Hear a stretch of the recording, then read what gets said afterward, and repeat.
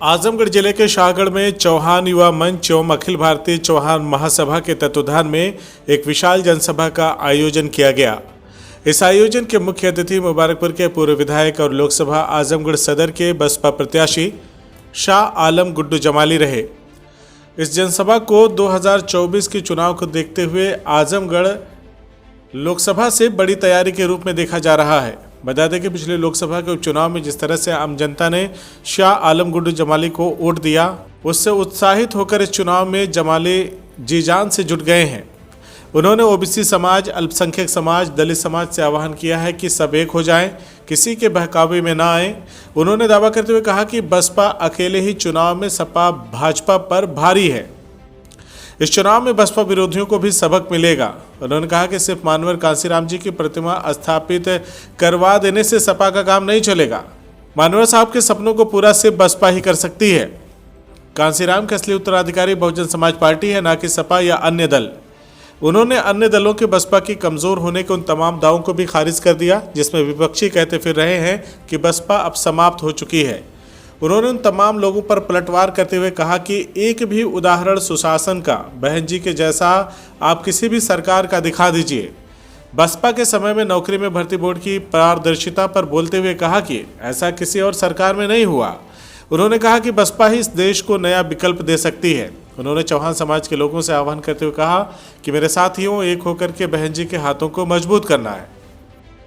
Actually मैं ये समझ रहा हूँ कि ये एक तरह की गोष्ठी है, एक तरीके की एक ऐसी मीटिंग है जहाँ हमारे चौहान समाज के भाई या ओबीसी समाज के भाई, बैकवर्ड समाज के भाई इकट्ठा होकर के ये चिंतन मनन कर रहे हैं कि अपने हितों की कैसे हम लोग एकजुट होकर के रक्षा कर सकते हैं। और चूँकि हम जिस पार्टी से बिलोंग करते हैं, बहुजन समाज पार्टी, हमारे दल ने हमेशा इसी के लिए संघर्ष किया है। इसी की बुनियाद पे ये पार्टी इसी विचारधारा पे चलती है।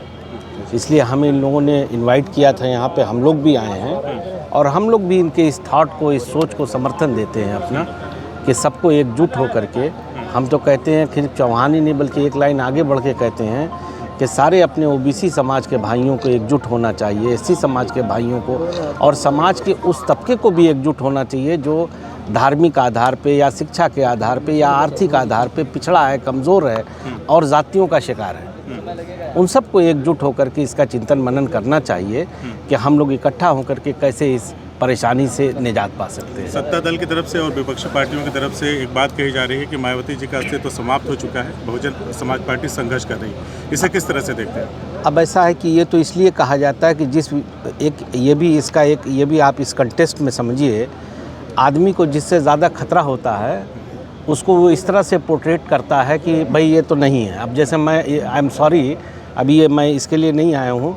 मैं चुनाव जब लड़ रहा था अभी बाई इलेक्शन, तो मुझको कहा जाता था कि मैं डमी कैंडिडेट हूँ। मेरा वजूद जो था वो डमी कैंडिडेट का था। मैं एक जीतता हुआ कैंडिडेट था। मैं एक जीतने वाला कैंडिडेट जो 2,70,000 के लगभग वोट पाने वाले कैंडिडेट को आप डमी कहते हैं। वो इसलिए कहा जाता था ताकि हमारा समाज या कहीं न कहीं वो समाज जो हमको वोट दे सकता था वो भ्रमित हो जाए। और आज यही फिर दोबारा से ये किया जा रहा है हमारी पार्टी को लेकर के कि जैसे आपने जो वर्ड यूज़ किया है कि संघर्ष कर रहे हैं या कमज़ोर स्थिति में हैं।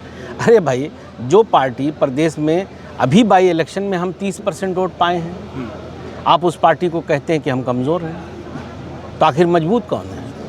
बहुजन समाज पार्टी को माना जाता है बाई इलेक्शंस में हिस्सा नहीं लेती है। सपा का स्पष्ट आरोप है कि इसीलिए लड़ाया गया ताकि भाजपा को फायदा पहुंचाया जा सके। अरे भैया, हम न किसी को फ़ायदा पहुंचाते हैं न किसी को नुकसान पहुंचाते हैं, हम अपनी लड़ाई लड़ते हैं। CIB इंडिया न्यूज़ की सभी खबरों को देखने के लिए लाल रंग की बटन को दबाकर चैनल को सब्सक्राइब जरूर करें, घंटी जरूर दबाएं ताकि हमारी सभी खबरों के नोटिफिकेशंस आप तक पहुंचते रहें।